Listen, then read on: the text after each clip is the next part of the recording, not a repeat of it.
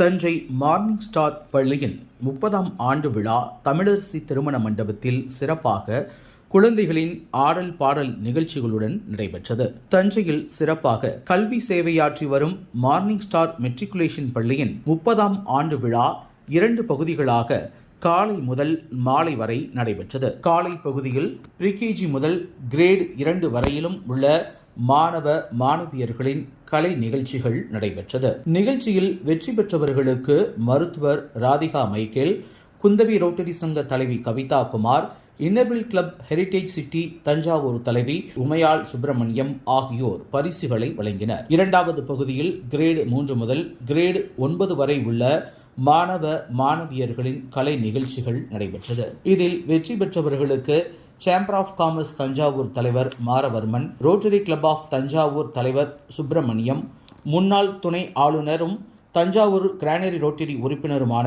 Arokiasamy, rotary club of Thanjavur trust Subramanian ஆகியோர் பரிசுகளை வழங்கினர். நிகழ்ச்சிக்கு வந்தவர்களை பள்ளியின் தாளாளர் அறிவானந்தம், செயலாளர் கணேஷ் பிரபு ஆகியோர் கௌரவித்தனர்.